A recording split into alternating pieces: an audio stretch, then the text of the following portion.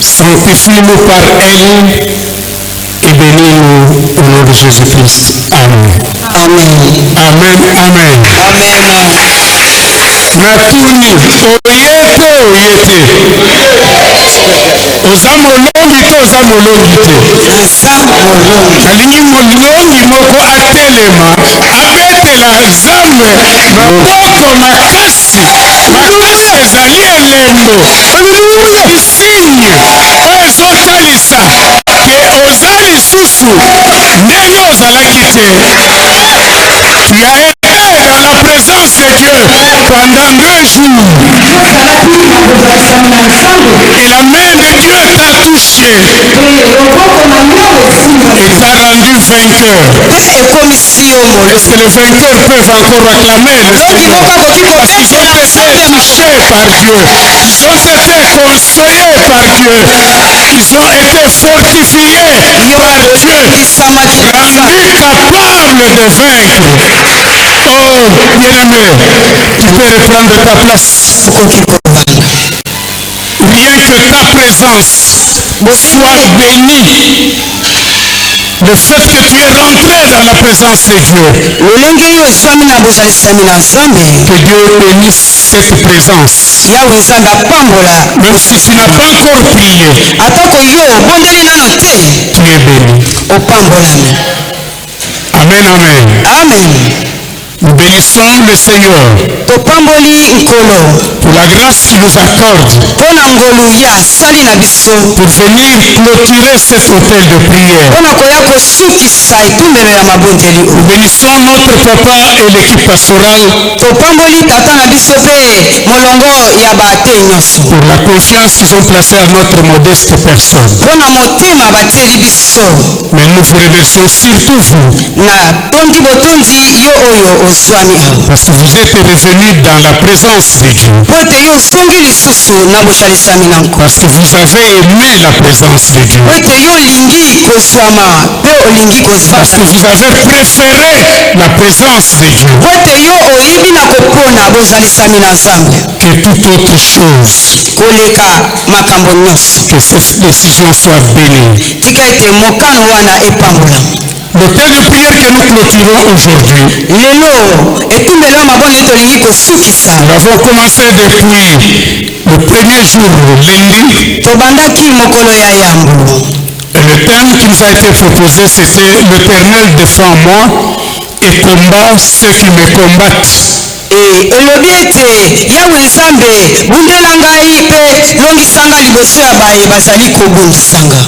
Le Seigneur nous a dit beaucoup de bonnes choses. Et nous a donné même les avantages qu'il y a à faire confiance en Dieu. Le deuxième jour, mardi, c'était l'Éternel te donne la victoire sur tes ennemis. C'est pourquoi nous sommes rentrés aujourd'hui déjà vainqueurs sur nos ennemis. Et aujourd'hui, par la grâce de Dieu, nous allons avoir notre troisième sous-thème. Nous allons lire quelques passages afin de proposer cela.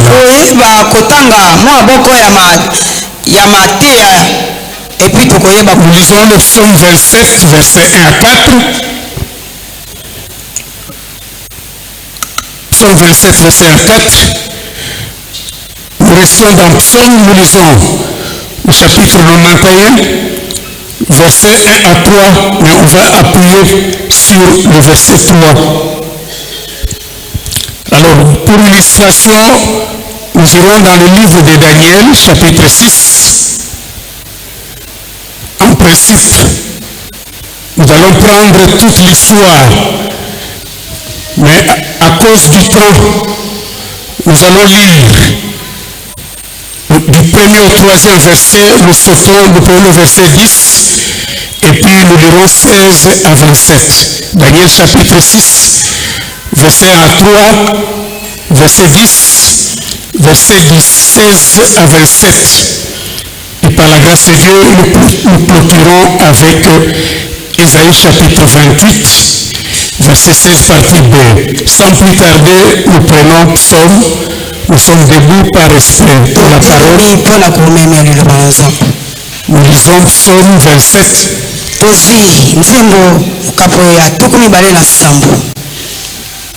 Du premier au quatrième verset, la Bible dit ceci. J'ai la version de la Bible Louis Second. Je lis au nom du Seigneur. Amen. C'est David qui parle, il dit, l'Éternel est la lumière de mon salut et mon salut. L'Éternel est ma lumière et mon salut. De qui aurais-je crainte? L'Éternel est le soutien de ma vie. De qui aurais-je peur? Quand de méchants s'avancent contre moi pour dévorer ma chair, ce sont mes persécuteurs et mes ennemis qui chancellent et tombent. Si une armée campait contre moi, mon cœur n'aura aucune crainte. Si une guerre s'élevait contre moi, je serai malgré cela plein de confiance. Et j'ai beaucoup aimé le verset 4. Il dit ceci. Je demande à l'Éternel une chose que je désire ardemment.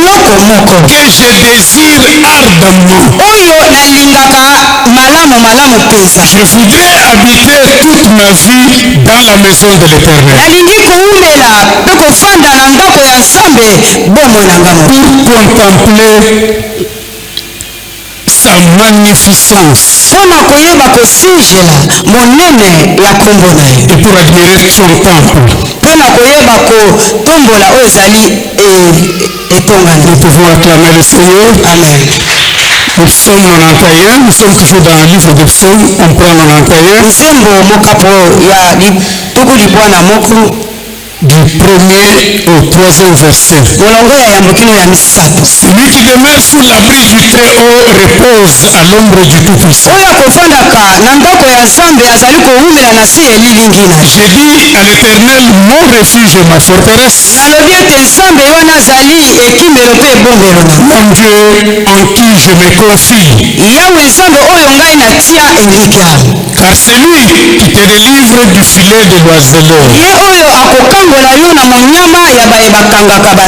de la peste et de ses ravages. Nous acclamons le Seigneur notre Dieu. Nous allons dans le livre de Daniel, chapitre 6. Vraiment, nous allons sauter. Mais l'histoire est connue. On va prier en fonction de quelques passages.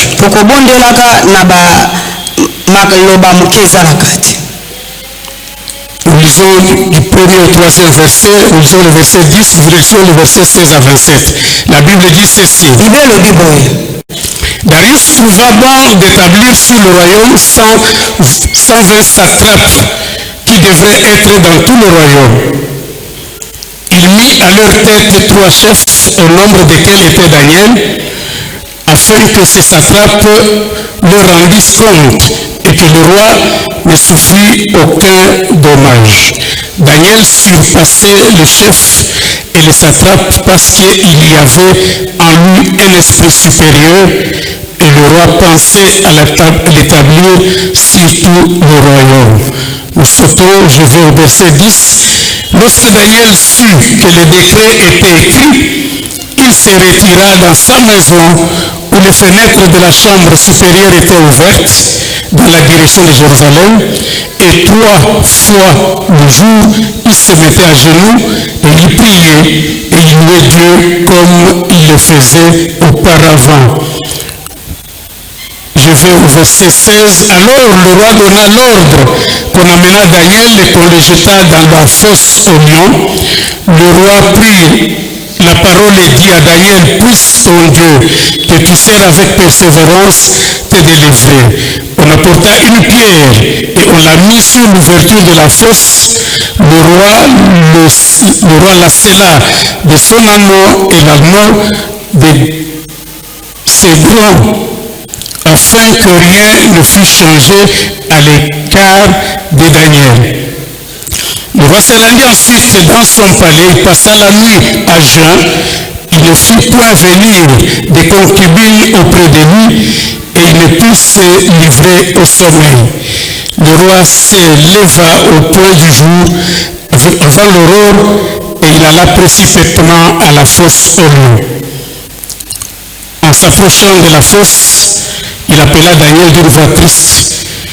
Le roi prit la parole et dit à Daniel, Daniel, serviteur du Dieu vivant, ton Dieu que tu sers avec persévérance, a-t-il pu te délivrer?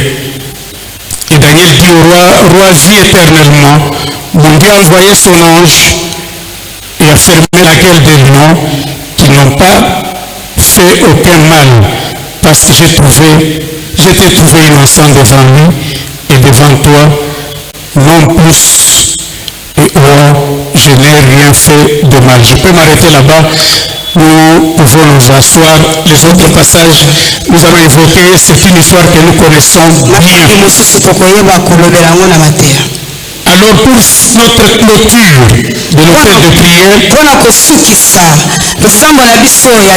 nous proposons le sous-thème suivant.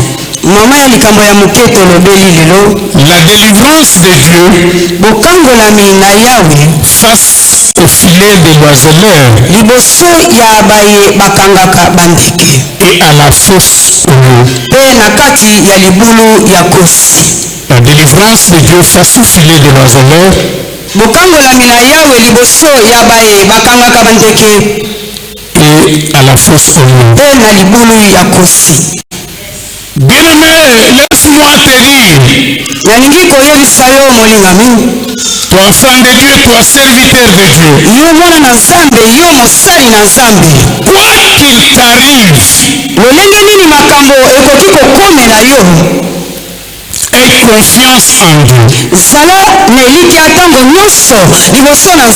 Et ton assurance en Dieu.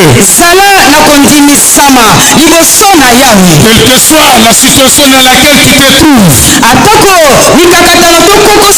quel que soit le degré que cela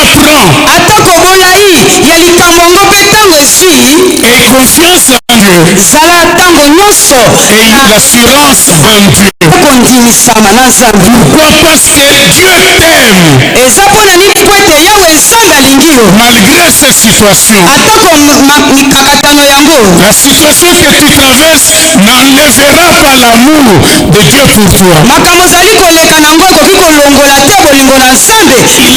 Il a une solution pour ce problème. Et tu dois savoir une chose. Tu n'es pas le premier à passer par cette situation. Il y a des gens qui nous ont précédés dans la foi, qui ont eu le même combat, qui ont traversé les mêmes situations. Et Dieu ne les a pas abandonnés. Dieu ne les a pas laissés. Il est intervenu. Et c'est ces gens-là qui témoignent. Ce soir, nous allons prier avec le témoignage de 2 personnes. Le premier témoignage, c'est le premier témoignage de David. Nous avons lu tout à l'heure dans Psaume 24.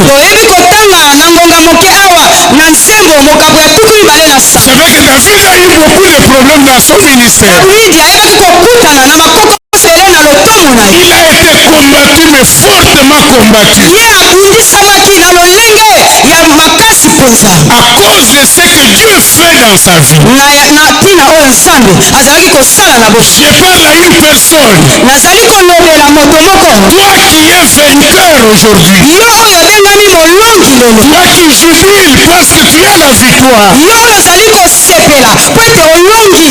Il peut arriver qu'à cause de ce que Dieu va faire dans ta vie, ekoki kokoma ete na oyo nzambe akoki kosala na bomoi na yo. que des combats s'élèvent. epe bitumba ekoki kotelema Il y lisusu. a des gens qui ne sont pas d'accord avec ça. eza na bato mosusu basepeli na yango te. Mais j'ai aimé la conclusion à laquelle David est arrivé. nalingaki oyo yawe david alobaki na suka. Il a eu beaucoup de combats. akutanaki na bitumba ebele mpenza. Mais il a compris une chose. kasi asosolaki eloko moko. Et c'est ce qu'il dit dans Psaume 24. yango nde elobami na nzembo. Je disais dans Psaume 27 que nous avons lu tout à l'heure. na nzembo mokapa tuku mibale na sambo. Au verset 1, il dit ceci. na molongo ya yambo alobi boye. L'Éternel est ma lumière. yawe nzambe azali pole na nga. Il me permet de voir. ezali kosunga ngai na komona. Bien aimé, dans un combat, la vision est très importante. na bitumba songolo pakala komona ezali na likambo monene. Le problème peut être le même. likambo yango ekoki kozonga ntango nyonso. Mais il y a la vision des hommes na ekotala ya bato et la vision de Dieu. na kotala ya bato. Un seul problème, mais deux visions. kasi likambo moko na bitaleli mibale. Mais David dit que l'Éternel est ma lumière. davidi alobi ete yawe nzambe aza pole na nga. Il me permet de voir le problème comme lui Dieu voit. azali kopesa nga makoki ya komona likambo lolenge ye azali komona. Disons Amen. amen. Et comme il voit, comme Dieu voit, à cause de la lumière de Dieu, ye azali komona lolenge nzambe azali komona na ntina ya pole ya nzambe. il dit cela me rassure. yango nde alobaki ete yango ezali kondimisa Cela ye. me pousse d'avancer. ezali kotindika ye kokende Si tu liboso. as la lumière de Dieu, soki ozali na pole ya si nzambe. tu as la vision de Dieu, soki ozali na emoniseli ya nzambe. tu vas continuer à avancer. okoyeba kokoba na Les autres vont arrêter.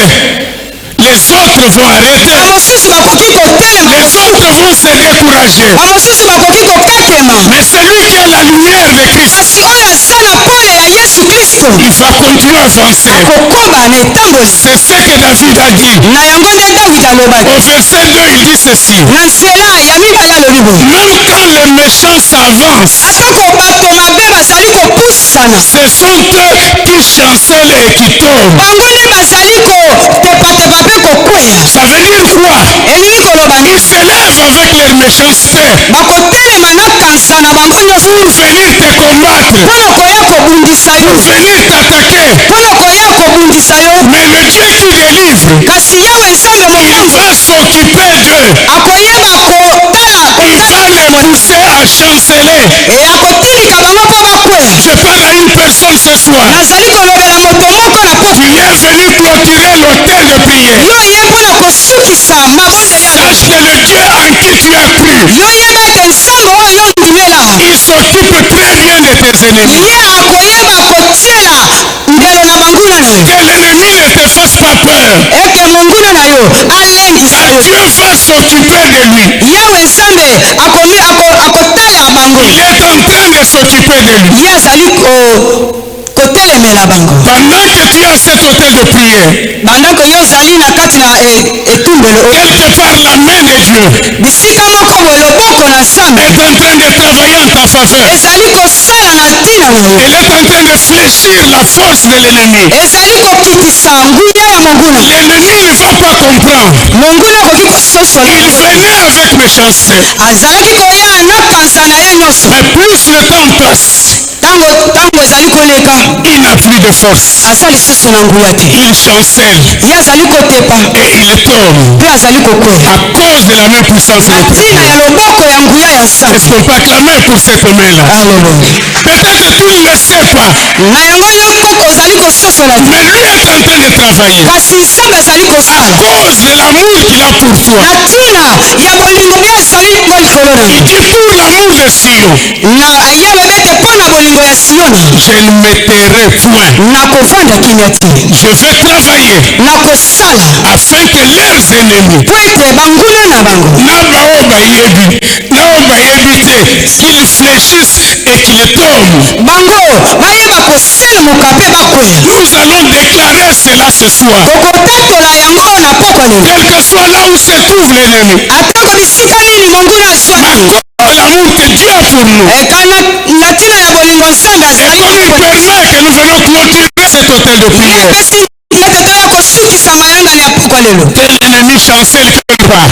monguna ayeba koselemuka bisika songolo Que tes ennemis tombent quelque part. epi bamosusu mpe bakwea na Si bisika. tu es d'accord avec là, tu peux acclamer parce que plus tu acclames, ils sont en train de chanceler, na maboko ils sont en train de tomber po bazali kokwesa à cause de la puissante main de notre Dieu. na loboko ya nguya ya nzambe. Il dit ceci, si une arme, alobi ete soki lipinga moko non, si une armée soki lipinga moko s'est campée contre moi ezindeli ngai pour me détruire, mpona koboma ngai, là ça peut être la maladie, ekoki kozala bokono, ça peut être la faim, ekoki kozala nzala, ça peut être n'importe quelle attaque ekoki kozala mbeba songo qui se prépare contre toi, oyo ezali kobongama mpona que le diable a arrangé contre toi. oyo monguna abongisi mpona kobundisa Ça yo. peut être la crise, ekoki kozala kozanga, ça peut être qu'il va faire que tu manques quelque chose. ekoki kozala bozangi ya biloko songolo pakala. Mais le roi David il confirme, il dit, kasi dawidi alobi boye je serai malgré cela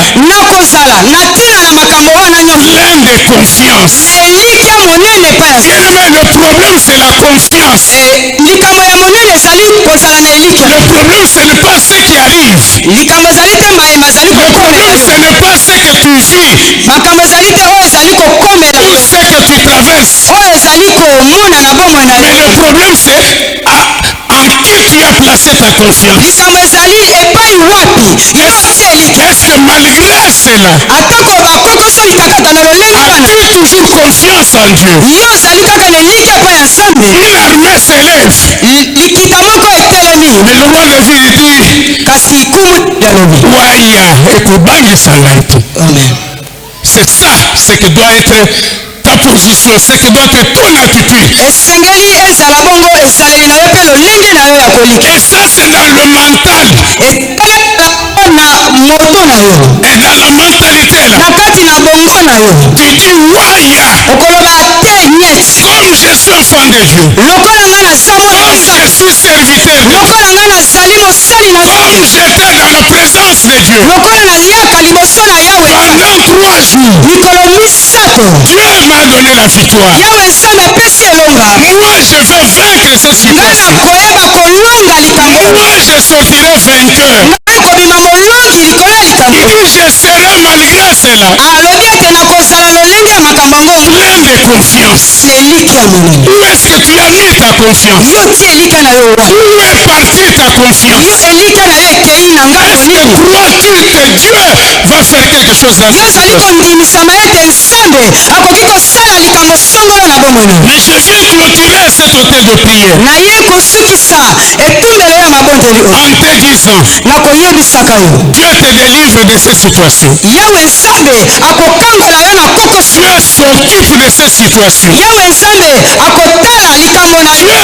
va te tirer de ces situations. yawe nzambe akopikola yo na kati ya Il likambo va mettre fin à ces situations. akotia ndelo na esuka na likambo. Si tu crois à cette affirmation, tu peux acclamer déjà pour ce Dieu-là. Parce que tu sais qu'il va te tirer de cela. po ete yawe nzambe akolungola yo na kati ya likambo. Tu es venu afin qu'il te confirme.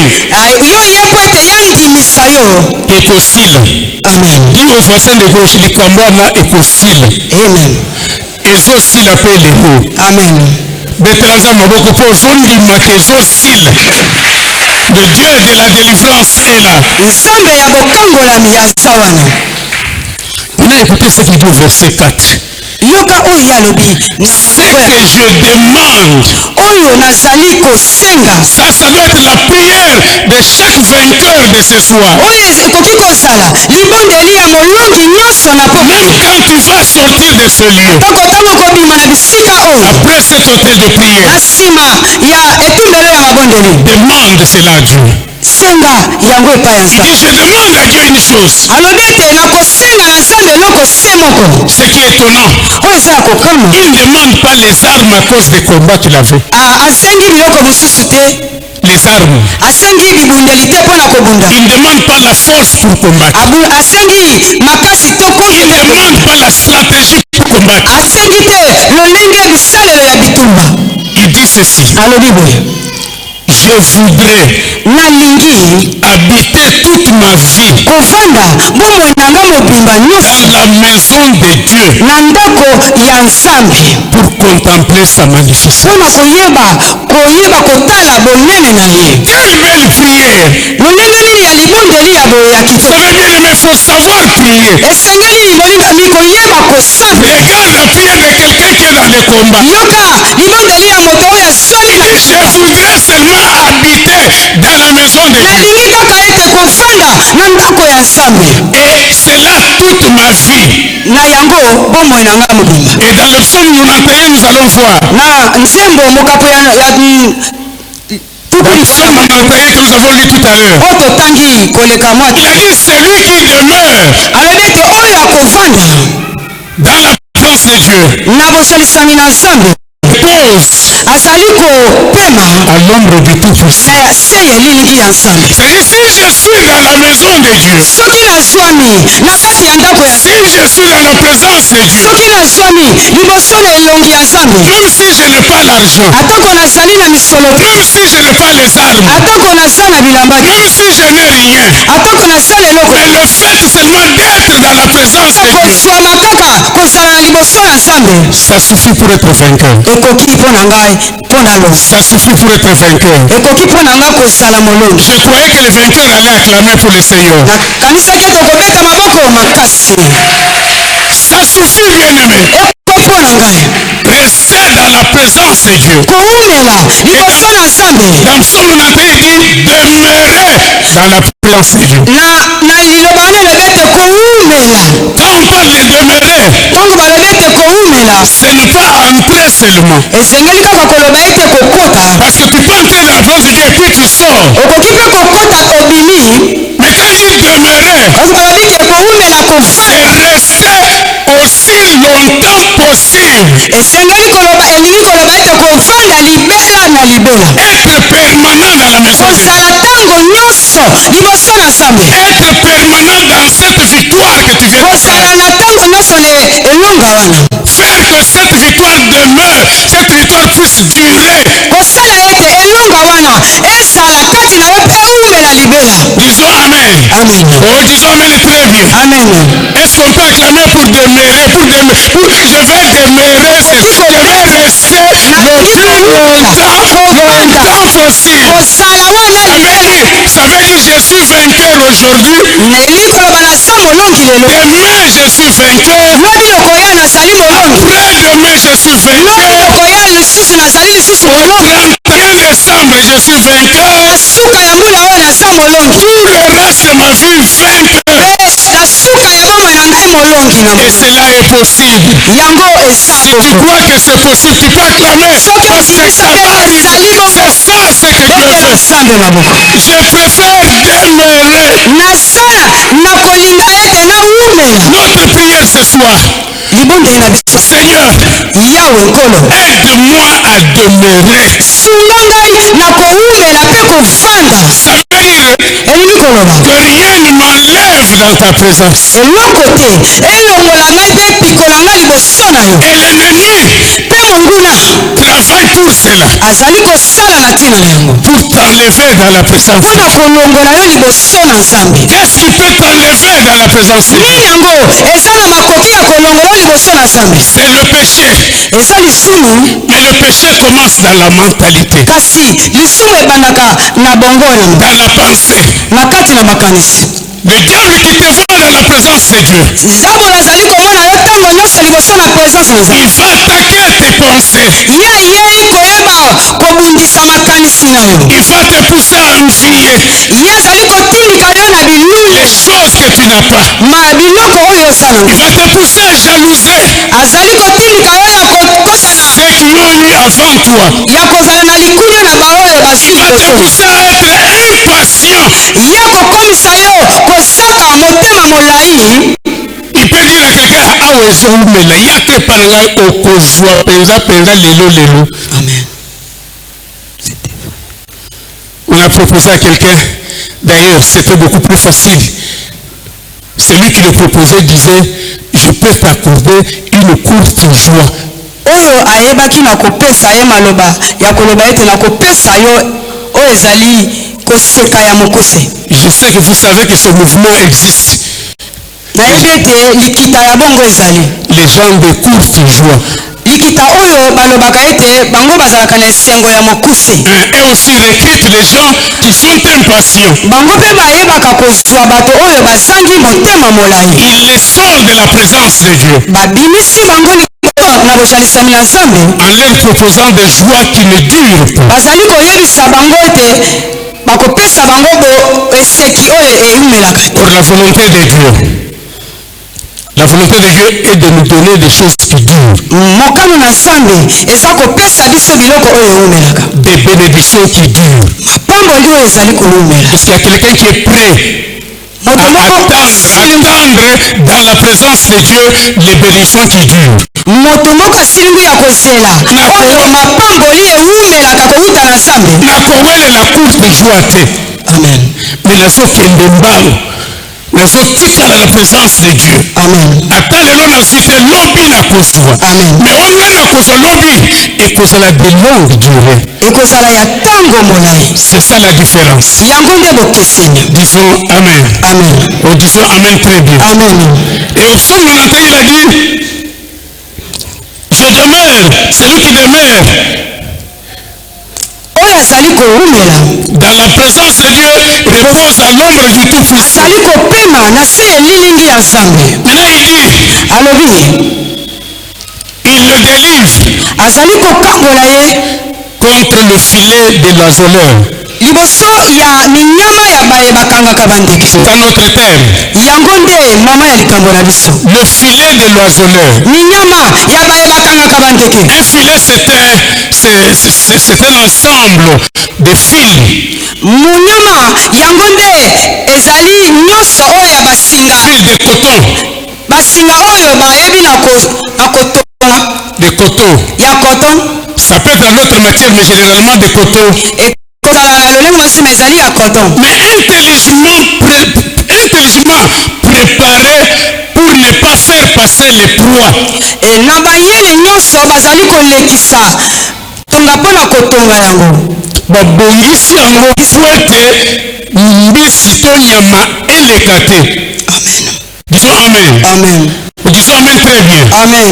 Et sur le plan spirituel, na molimo de tels filets existent. baminyama ya lolenge wana ezali. Ce sont les pièges que le diable place dans la vie des enfants de Dieu. ezali mitambo oyo satana atiaka na nzela ya bana na nzambe. Avec deux objectifs. na lolenge mibale. Le premier objectif, lolenge ya liboso c'est pour les enlever dans la présence de Dieu. ya liboso ezali mpona kolongola ye liboso na nzambe.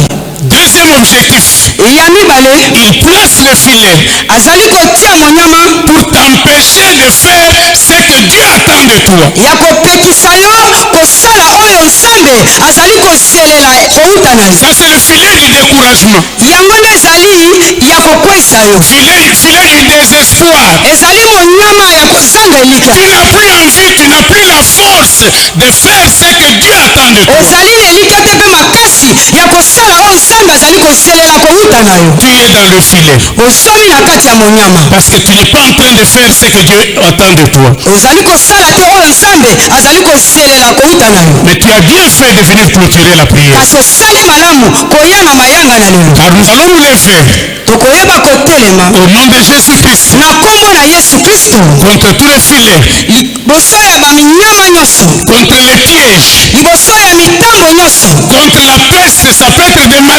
liboso ya bokono nyonso Tu veux servir mais tu es malade. olingi kosalela nzambe me oza na bokono moko Ce songolo sont des filets du diable ezali minyama ya moyini pour t'empêcher de faire ce que tu dois faire. mpona kopekisa yo okoka kosala te osengeli kosala. Nous allons prier contre toutes ces choses. tokobondela na ntina na makambo mai. Disons Amen. Amen. Disons Amen très bien. Amen. Je prends l'illustration dans Daniel. On va rapidement. nazwi ndakisa ya daniel. C'est une histoire connue de tout le monde. ezali lisambo lisolo toyebi biso nyonso. Daniel fut serviteur comme toi et moi. daniel azalaki mosali lokola yo na nga. Mais regardez ce qui arrive. kasi tala oyo ekomaki.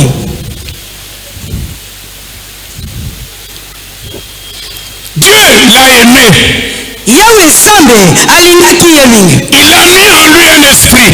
atiaki kati na ye molimo moko. Dimanche, on nous a parlé de provisions cachées.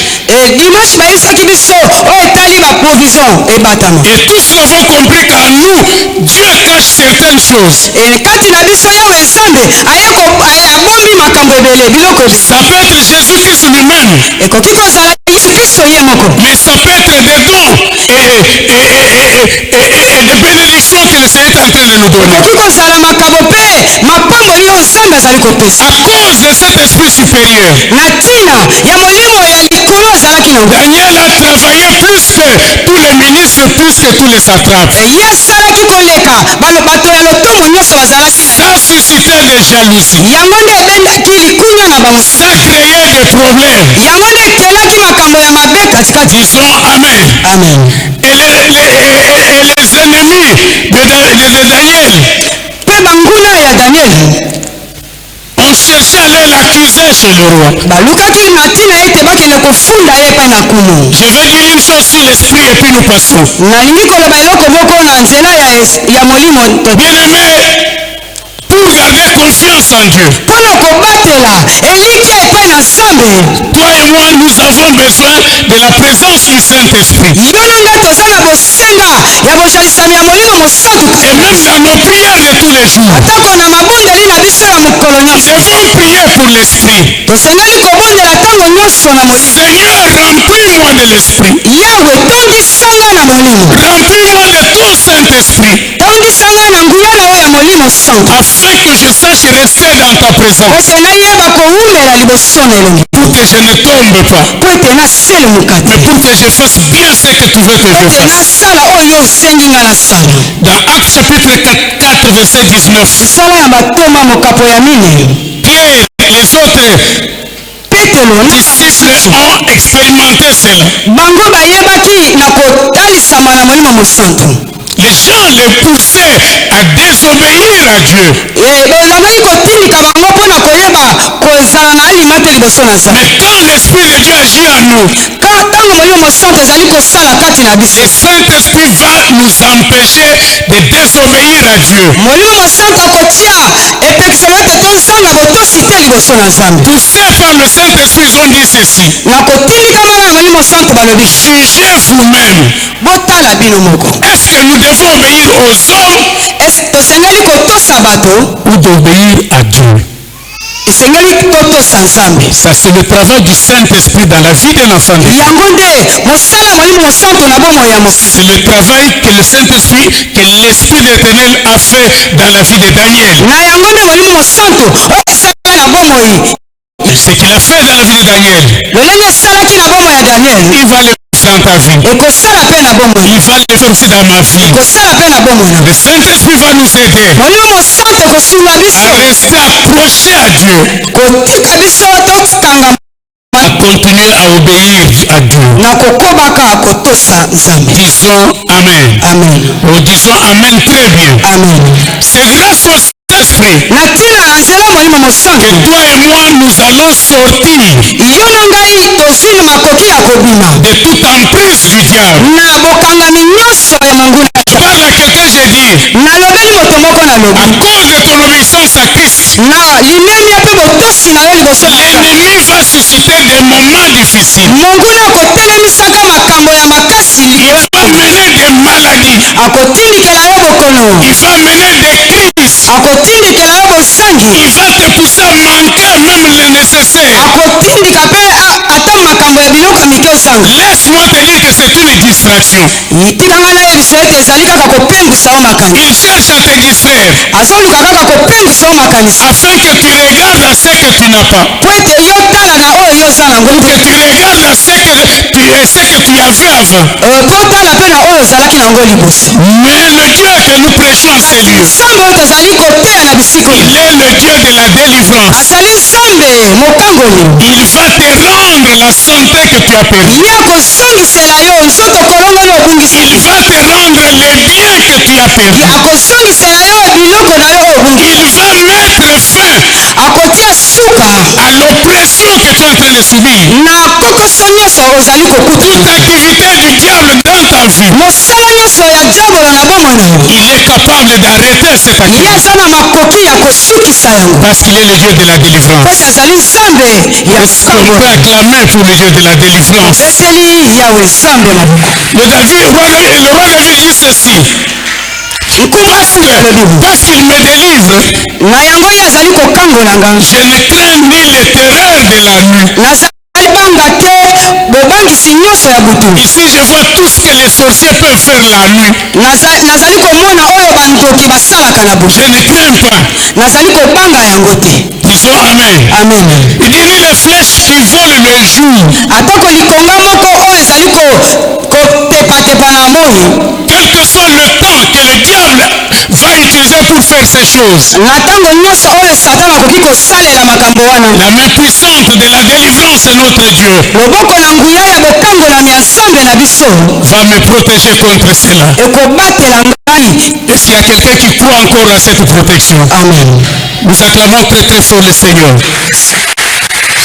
Au verset 10, il dit ceci. na nzela ya zomi alobi Les chefs et les satrapes bakumu mpe basatrape ont comploté contre Daniel. bavondelaki daniele likita.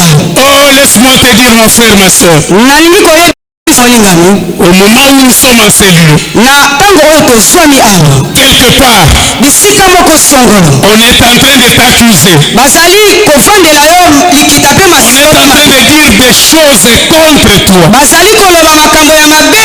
balobi ete priere tozela ntango okozonga komona.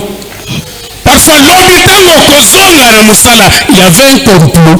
ntango yo ozongaki na mosala ezalaki na likita moko ya mabe efandelama. C'est-à-dire les gens se réunissent à ton insu oyebi na yo te. amen. Et je bénis le Seigneur parce que akopermettre te que oyeba. amen. Mais il y a des complots. mais eza na makita ya mabe efandelami mpo na yo. Disons amen. amen. Mais Isaïe 54 verset 15 il dit ceci. yesaya alobi Si l'on forme des complots contre toi, soki basali makita mabe likolo na yo cela ne viendra pas de moi. yango ekowuta epa na yawe nzambe te. Disons amen. amen. Disons amen très bien. amen. Mais quiconque se liguera contre toi tombera sous ton pouvoir. kasi oyo akotelemela yo akokweya na se na bokonzi na yo. Quelle grâce! ngolu nini oyo. nayebi te. amen. Mais lokola naza mwana nzambe amen. oyo akomeka kaka amen. ameki kaka amen. koloba mabe mpo na yo yes. kofunda yo kokomplote contre toi. Peut-être alobi na novembre oyo tozobanda oyo tokosala boye. Peut-être asali erreur ati kombo na yo na liste ya bandoki oyo bakolia na décembre. Disons amen. amen.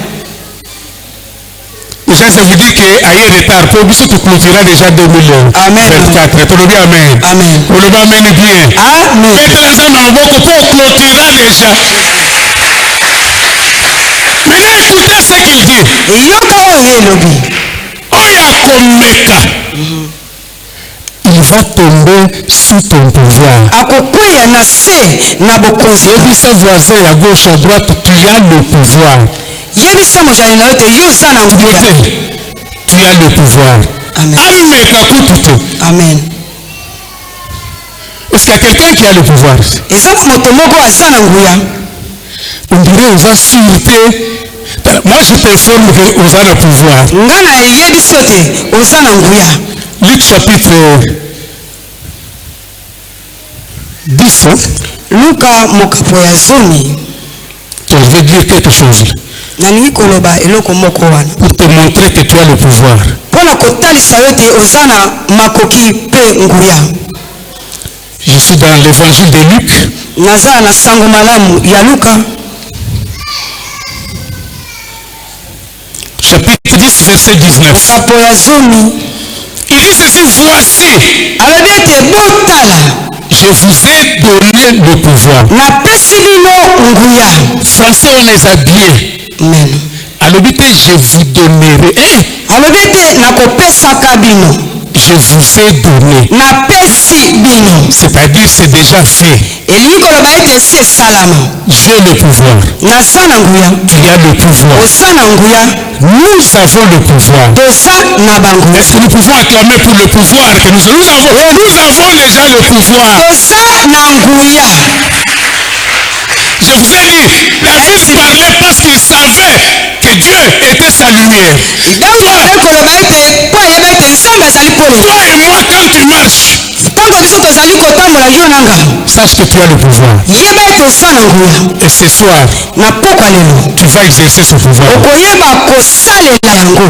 Tu vas exercer le pouvoir. okoyeba kosalela nguya aza na N'attends pas que quelqu'un d'autre l'exerce à ta place. ozela tanke moto mosusu asalelela yo nango. Toi-même exerce ça. yo moko salela nguya Le oyo. pouvoir de marcher sur les situations.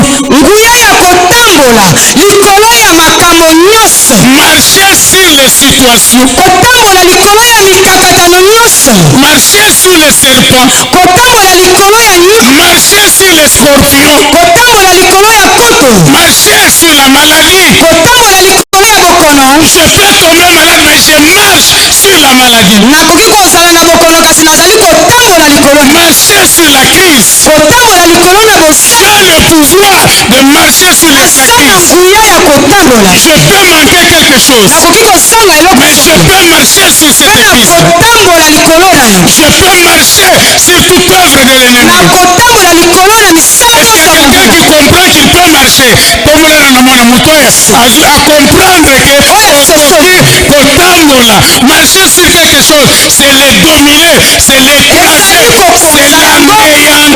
kokwesa yango mpe koyeba konyata. C'est ça ce que Dieu fait de nous. yango nde nzambe. Et c'est ce que nous allons faire dans cet hôtel de prière. yango nde tokosalela yango na Nous allons clôturer cet hôtel tolingi kosukisa kotia ndelo en marchant sur les ya situations. kotambolaka likolo ya mabaku nyonso. Je vais aller rapidement, nous voulons prier. ake na lombango mpo tosambela. Daniel dans la fosse au lion. daniel asomi na kati na libulu ya kosi. Fosse au lion na kati na libulu ya kosi est un lieu de souffrance. ezalaki bisika ya minyoko. Je ne sais pas quelle souffrance tu traverses, nayebi te minyoko nini ozali kokatisa. mais ça dépend. Il y a des fosses au lion, il y a des souffrances où Dieu lui-même est à l'origine. ezali na bakokoso mosusu yawe nzambe nde apesi yango nzela. Si tu souffres parce que Dieu veut que tu souffres, soki ozali konyokoma mpo ete nzambe nde apesi yango nzela. là c'est facile. Implore seulement la miséricorde de Dieu. yo lelela kaka mawa ya nzambe. Il va te tirer de là ye akobimisa yo na bisika parce qu'il est miséricordieux. mpo ete ye atondisami na Mais il y a des souffrances qui nous sont imposées, ezali na minyoko mosusu etielami comme la souffrance de Daniel, lokola pasi ya daniel imposée par le roi, oyo nkumu ayebaki kotiela ye. imposée par l'équipe du roi. ezalaki na makita ya bato oyo basalaka epai ya nkumu nde batielaki ye. Disons Amen. amen. Disons Amen très bien. amen.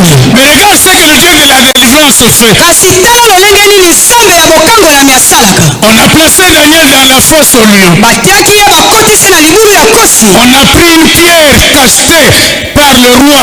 bazwaki libanga moko oyo nkumu asombaki C'est pour empêcher que Daniel ne sorte pas de là. mpona kopekisa ete daniel abima na bisika wana. J'ai dit à une personne que ce soir, nayebisi moto moko na pokwa lelo. il y a des stratégies que le diable a préparées. eza na mabongisi moko songolo oyo satana Il abongisi. y a des choses que le monde des ténèbres a préparées. ezali na mabongisi mosusu oyo mokili ya molili ebongisi. Il y a des pierres comme ça ezali na mabanga ya lolenge wana placées dans ta vie oyo batie na nzela na yo pour que tu ne sortes pas, mpo ete yo bimisa moto pour que tu n'avances pas, yo kende liboso te pour que tu ne sois pas en bonne santé. mpo ete yo oyeba pour que tu ne te maries pas, po ete yo obala te pour que tu n'aies pas des enfants, po ete yo oboma te pour que tu ne voyages po pas. ete yo opemuka te na mobembo Ils ont placé des pieds batie mabanga mosusu pour empêcher que l'argent n'arrive pas po à ete vous. mbongo ekomela yo te Que les bénédictions prévues par Dieu ne s'accomplissent pas. po ete mokano na nzambe ekokisama te Mais j'ai une bonne nouvelle pour toi. kasi naza na lilendisi malamu mpona yo Pendant qu'ils plaçaient la pierre là, ntango bazalaki koyeba kozipa libulu na libanga le Dieu de la délivrance yawe nzambe ya bokangolami commence par le roi. abandi nano epai ya kumu Il le prive le sommeil. alongoleli ye oyo ezalaki pongi Je dis à quelqu'un, nayebisi moto moko parce que Dieu t'a délivré, ezali na ntango oyo parce qu'il est en train de mettre fin à ta souffrance. olingi azali kotia ndelo mpe suka na Il y a quelqu'un qui ne va pas dormir aujourd'hui. moko takosoka pongi Il ne va pas dormir. ye akoyeba kolala te Parce qu'une délivrance doit se faire dans ta vie. C'est-à-dire que ta base une souffrance quelconque. oyo azalaki na nzela ya pasi na yo La première chose, ma copine, elle est pongi. Et je bénis le Seigneur. napamboli nkolo Il y a des gens qui ne vont pas dormir. eza na bato oyo bakozwaka Peut-être que nous avons beaucoup pas solo pour les gens pongi. Alors, moi, le pongi. Qu'il soit agité.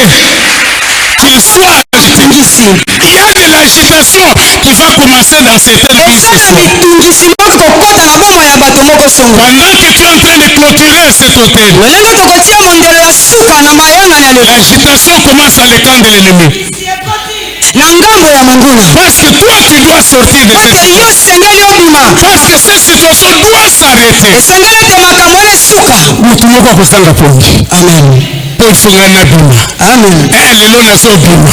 Yambala oyo nazobima. amen Kobima na ngai emonani. amen Lelo nazosimba. amen Oyo ngai bakangaki. Nazolongwa na place oyo bakotisaki ngai. amen Alors bato bazozanga pongi. amen Disons Amen. amen Oh, disons Amen très bien. amen Est-ce qu'on peut acclamer le Seigneur parce que les gens ne vont pas tobeti dormir? likolo maboko Akolala te. amen Akolala te. amen Oh, il est notre Dieu. azali nzambe na biso Il est notre Seigneur. azali nkolo na biso Le roi revient le matin. nkulu ayaki na ntongo Il veut vérifier la situation. aye kotala likambo yango ndenge ezali Regarde, après cet hôtel de prière, les gens viendront pour vérifier. na nsima ya mabondeli oyo bato bakoya kotala yo na mayele mabe Total abiki to abiki te. amen Akangwami to akangwami te. amen Bakoya kovérifie. amen Tala so omoni moto apres hôtel oyo atala yo yebaki azovérifie atala soki esimbi to esimbi te. amen me ya mbala oyo esimbi nango beteleza maboko to esimbi. amen amen Daniel dit le roi, mon Dieu a envoyé l'ange daniel alobi ete oyo nkulu nzambe na ngai atindi pour fermer la gueule de lion. mpo na kokanga minoko ya nkosi Attends, je suis en train d'imaginer nazali kobasa likambo yango qu'est-ce qui s'est passé derrière la pierre là. eloko nini elekaki na nsima ya libanga wana Un lion nkosi affamé oyo aza na nzala avec Daniel. na daniel Dans un endroit où Daniel ne peut pas fuir. na bisika oyo daniel akokaki kokima te C'est pour te dire que ton problème là est petit. koloba ete likambo na yo wana eza moke Ton problème là est petit. eza moke makasi S'il y a quelqu'un qui a compris que son problème est petit, soki moto moko asosoli ete likambo na ye ezali moke acclame le Seigneur. abetela nzambe maboko De même que Dieu a fermé la gueule des lions, lolenge yawe nzambe akangaki minoko ya bakosi Jésus-Christ est le roi des rois. yawe yesu kristo nkumu na bankumu Il est capable de fermer ye mpe aza na makoki les gueules de toutes les lions de ta vie. aza na makoki ya kokanga minoko ya bakosi nyonso ya bomano Et ils ne vont pas te mordre. bango bakosoa yo te Je fais cette illustration à partir du chien. Parce que nous n'avons pas de lions. apesi ndakisa ya boye na nzela ya mbwa Nous n'avons pas de lions ici à Kinshasa, sauf si on eza va aller na dans... bakosi te awa na kinshasa Ici, il n'y a pas de lions, mais il y a des chiens. eza na bambwa Tu entres dans une parcelle où il y a un chien méchant. okoti na lopango moko oyo mbwa ya Et kanzasa le chien vient vers toi, mpe mbwa ya kanzasa oyo en train d'aboyer. azali koganga. Si tu cours, soki opoti mbango il va faire quoi? akosala nini? Il va te poursuivre akolanda yo et il peut te mordre mpe akoki kosua yo parce que tu as couru. mpo ete yo opotaki mbango. La sagesse veut qu'on fasse quoi? bonya elobi na biso nini? Quand le chien vient, soki omoni mbwa ya kanza bonga même si ça fait peur, atako esali yo kobanga on dit reste seulement sur place. yo telema kaka bisika ozwani Reste seulement sur place. telema wana bisika ozwani Il va venir, ye il akopusa va crier, akoganga il va aboyer. akoyeba koganga Mais à un moment donné, il va tourner, na nsima akozunguluka akobaluka pembeni na il yo va tourner akobaluka et il ne va rien te mpe faire. akosala yo eloko. Le Seigneur Jésus qui est en toi, yesu kristo oyo aza kati na yo il est plus fort azali makasi que le lion, koleka bakosi plus fort que le chien. koleka bambwa. Si tu restes accroché à lui, soki yo otikali ya kokanga mobali si tu ne fuis pas, soki yo okimi te ton problème c'est que toi tu veux fuir. likambo na yo eza ke yo olingi Tu okima. crois que le problème va se résoudre en fuyant. soki yo okanisi ete likambo na yo ekosila Or en fuyant, tu aggraves la situation. na kokimaka yo ozali koyesa likambo na yo makasi. Reste calme là où tu es. tikala kimia Est-ce que tu peux dire au voisin de gauche et droite, reste calme, salaka calme. zala kimia. C'est vrai, comment les amis, yo zala wana kaka zala wana. amen Aganga yende aganga na kosala yo le côté. amen Disons amen. amen. Nous acclamons pour le Seigneur, on passe. topeseli nkolo maboko toleki.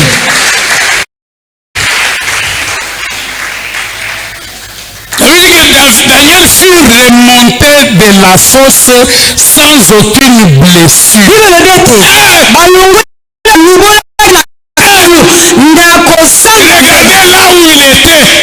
bisika oyo azwamaki Malgré la présence du lion, atako bozalizami ya bakosi il fut remonté. Ozobima na place wana. babimisaki ye na kati ya Loboko liboko moko ezoya kobimisa yo na situation wana. Tu vas sortir.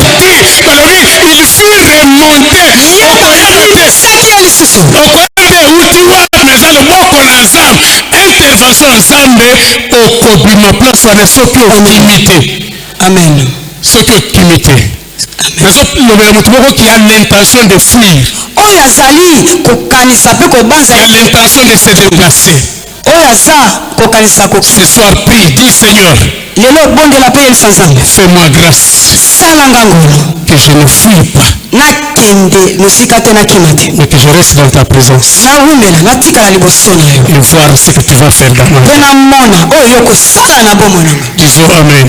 amen Je crois qu'on va devoir prier. tolingi kobondela On dit quand toi, tu sors de cette fosse-là, ntango yo okobima na kati bulu ya bongo tous ceux qui ont fait que toi tu y entres, baoyo basalaki ete yo kota na libulu ya lolenge wana bazozonga comment? bango nde bakozonga Parce que la fosse ne va pas rester vide. mpo ete libulu ekotikala bongo polele te Qui croit qu'il est sorti de la fosse? nani azali kondima ete abimi na kati ya libulu Lokola ekotikala vide te, motu moko fa remplacer yo. esengeli na moto moko akende na esika oyo La Bible dit ces hommes-là, bato wana leurs femmes, basi na bango leurs enfants bana na bango ont remplacé. bango nde bakendaki Nous allons prier ce soir pour le retour, kokobondela na pokwa lelo le retour à l'expéditeur. kozongisa mabe batindikelaki yo epai ya Ceux qui te bloquaient seront bloqués.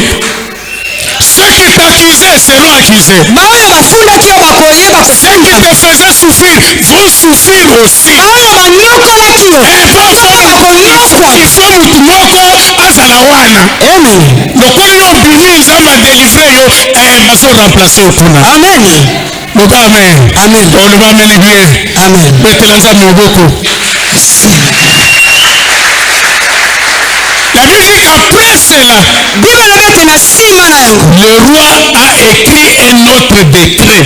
kumu ayebaki kokoma À la mobeko moko clôture de cet hôtel de prière, nasukisa mpe ndelo ya mabondeli oyo bazokoma makambo ya kongo na yo. bazokoma Mais makambo ezokoma lelo ezoanule Amen. On va écrire encore un décret. Cette fois-là pour te bénir. Cette fois-là pour te guérir. Cette fois-là pour te considérer. Cette fois-là pour te respecter. On ne t'a jamais respecté, on te respecte. Disons Amen. Et on reconnaîtra que Dieu t'a aimé. Ésaïe chapitre 28 verset 16. Nous clôturons là-bas. Écoutez ce que la Bible dit.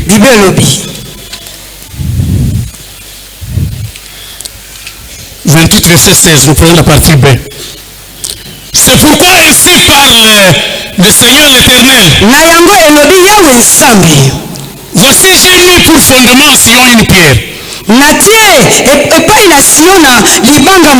pierre éprouvée, une pierre angulaire de paix solidement posée. Celui qui la prendra pour appui n'aura pas hâte de fuir. Amen. Demeurer la présence à Yesu. Il n'aura pas hâte de fuir. Que Dieu bénisse sa parole. Amen.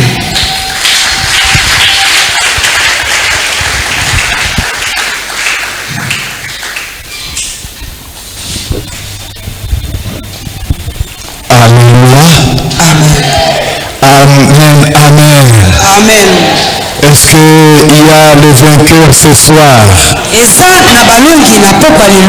qu'il y a des gens qui s'estiment déjà être des victorieux ce soir? Est-ce qu'il y a des gens qui s'estiment déjà délivrés de la fosse au lion ce soir? Est-ce qu'il y a des gens qui s'estiment déjà délivrés, bien-aimés, du filet de l'oiseleur ce soir?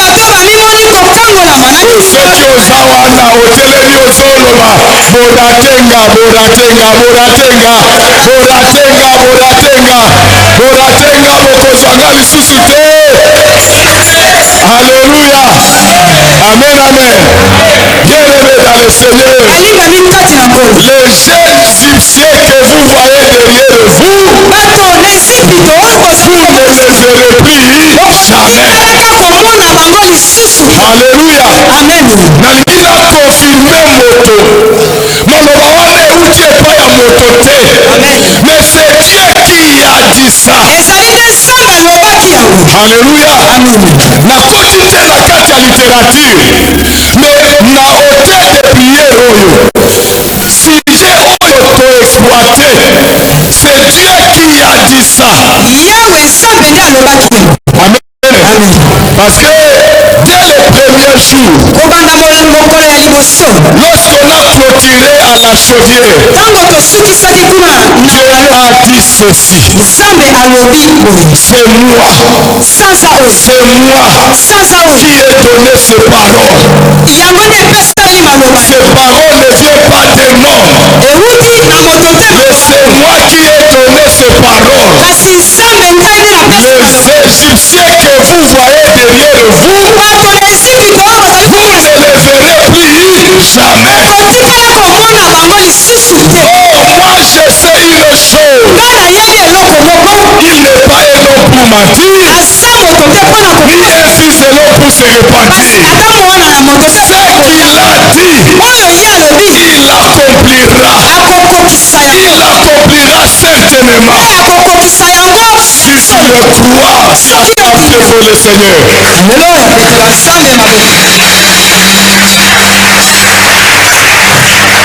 Amen, amen. Alléluia. Amen. Yahweh nabikamwe. Semola loboko na yo. Bato nyonso bamona yango. Basubisa komona yo. Yahweh nabikamwa. Semola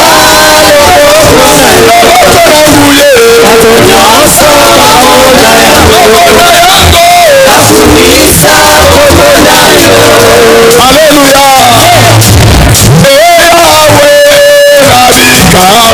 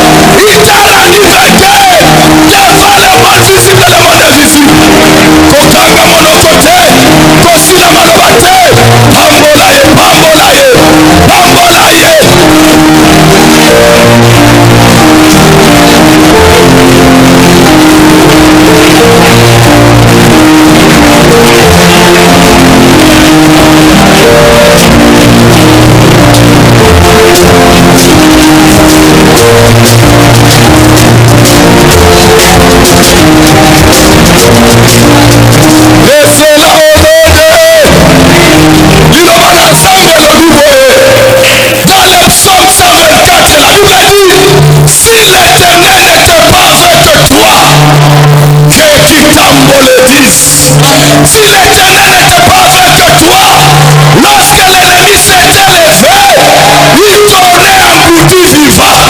Mais écoutez ce qui suit. Là où j'aime Dieu, il dit gloire soit rendue à l'Éternel, car il a déchiré le visage de l'oiseleur et notre âme s'est échappée d'elle. Parfois il y a les lots. Ozobeta maboko, ozopambola nzambe, minyololo nyonso, basile nyonso, oyo ekanga yo, bakomisaki yo, taba ya bonane, soso ya bonane, mais lelo, les filets sont rompus. Tokansela tomonela Congrès Spacia.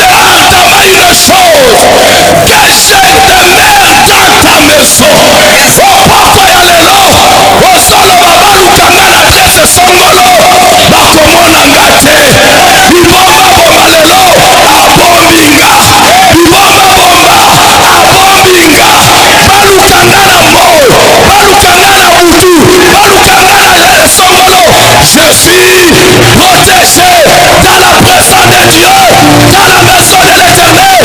Yende abominga. Tomonela Congolais Masia.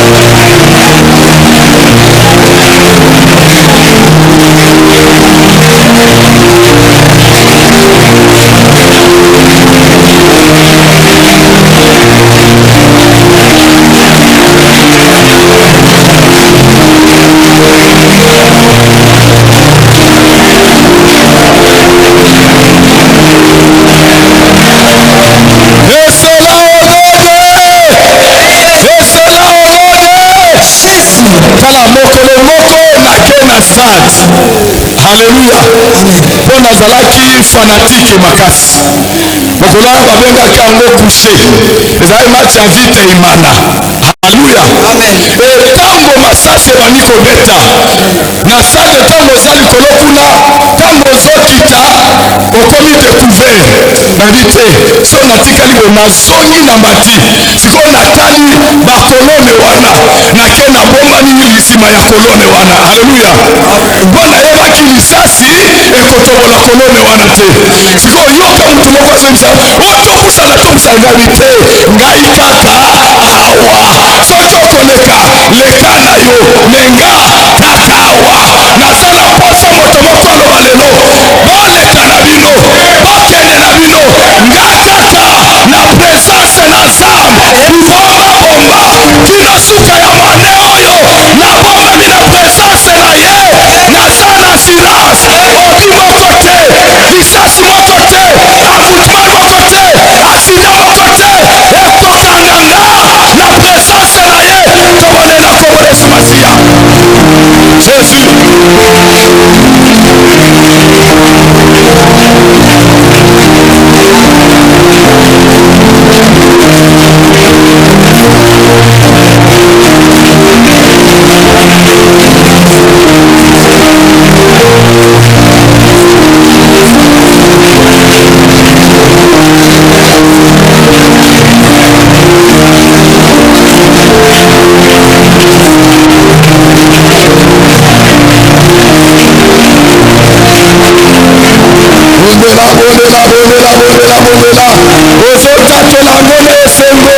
Avec assurance, celui qui demeure à l'abri du Très-Haut repose à l'ombre du Tout-Puissant.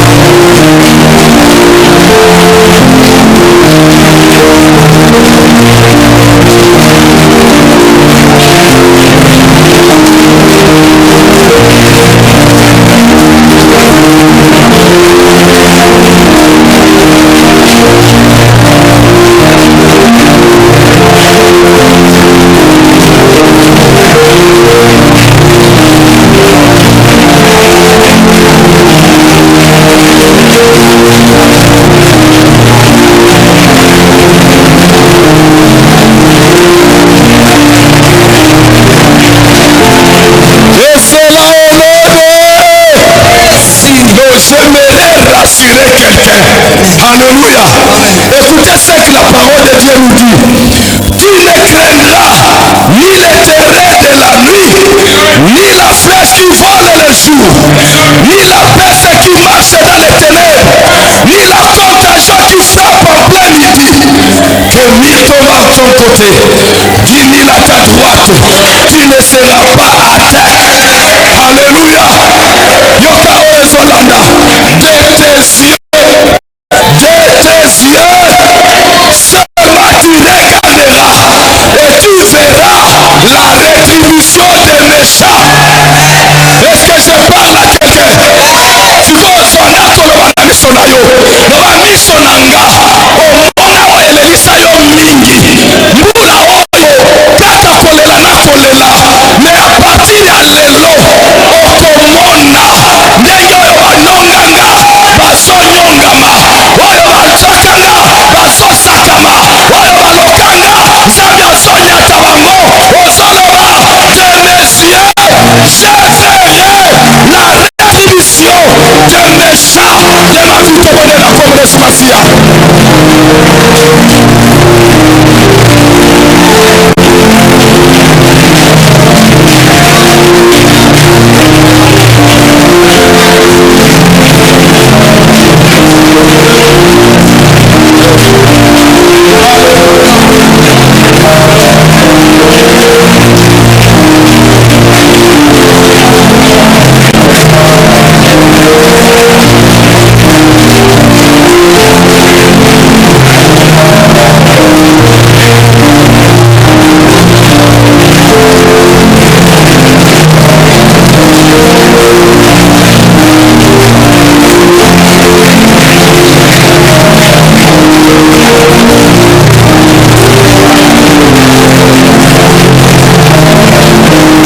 Et cela au nom de Jésus.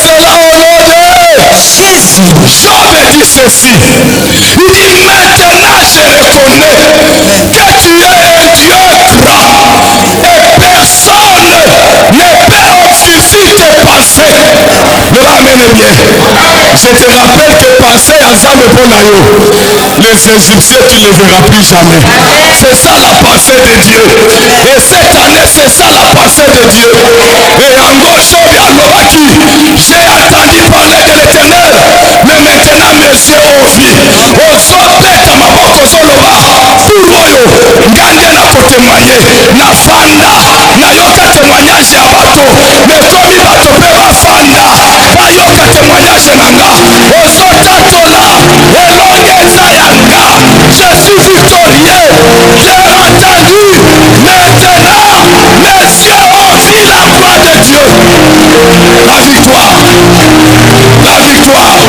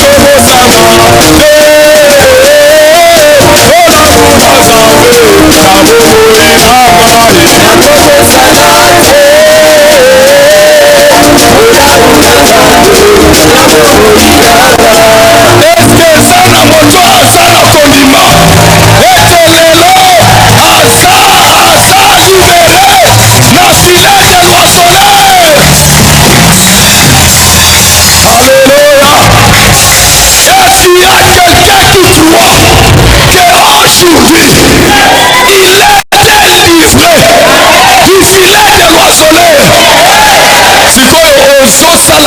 c'est prophétique. Alléluia.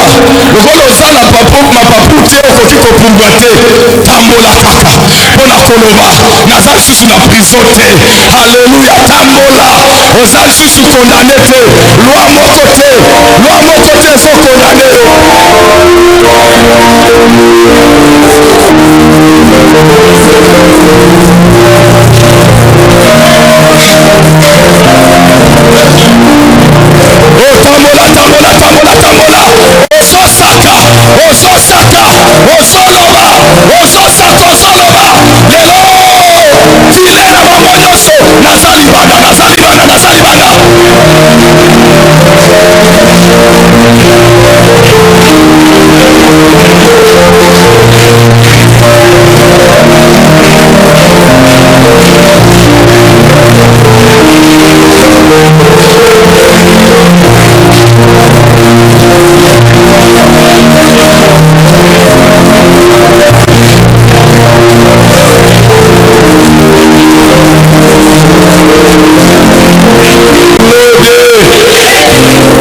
Cela au lode na pamboli nzambe po tobengaka Yesu la clé de David. Alléluia. Dans Acte, lorsque Pierre était dans la prison, la Bible dit en chemin lié, il y avait plusieurs portes et même la porte de verrou, la clé se trouvait entre les mains d'Agrippa. Alléluia. Mais puisque l'état était arrivé, puisque Dieu avait décidé, on n'avait pas besoin de la clé d'Agrippa. Oh, Simba Kofongola, Akanga Libala na yo, Akanga voyage na yo, Akanga Momengo na yo, Akanga victoire na yo, Atikala na clé wana. Mais il y a un Dieu qui est devant de toi. Lorsqu'il se présente, les portes s'ouvrent d'elles-mêmes. Et j'annonce ce soir, les portes sont ouvertes. Tu sors. Tu es libéré. Tu es libéré. Tu es libéré. Tu as la victoire. Tu as la victoire. Alléluia. Jésus. Amen, amen. Nazoloba na motu moko makambo ezosalemela yo na hotele oyo meme bato bakondima te. Jésus.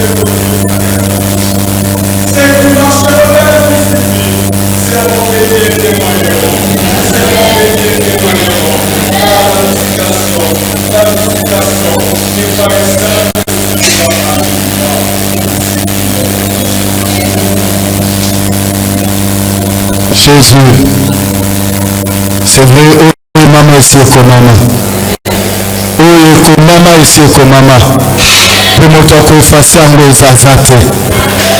Tu vas élever tes mains, tu vas réclamer l'Esprit de Dieu qui peut nous maintenir dans la discipline.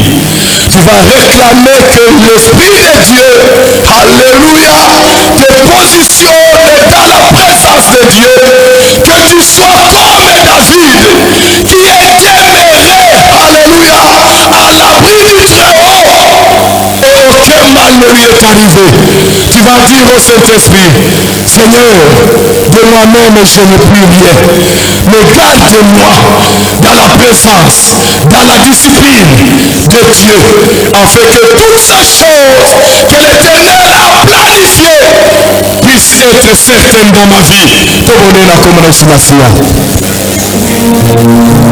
Parlez à l'Esprit de Dieu. Alléluia.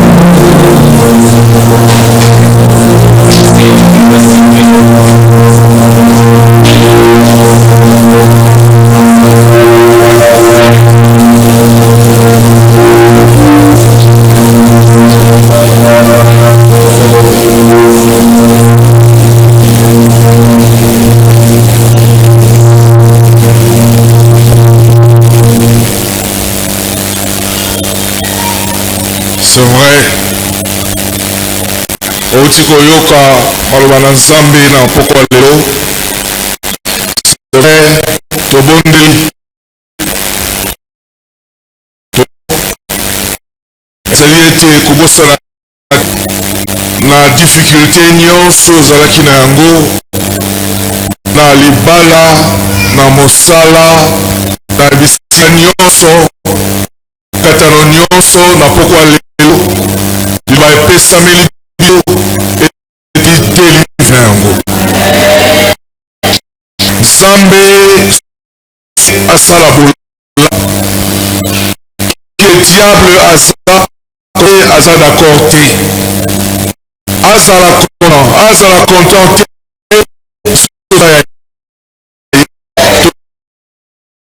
Pourquoi les lots que nous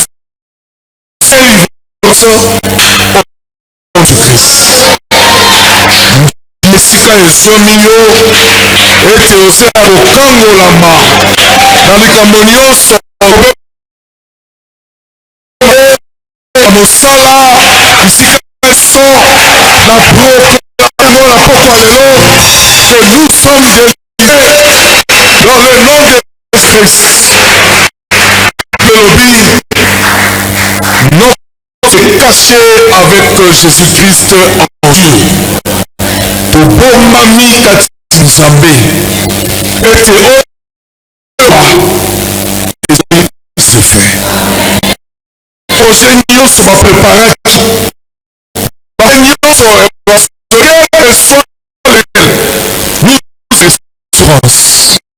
Cela n'aura pas de vie dans notre vie. Dans le témoignage du Seigneur a dit, tu marcheras confiant,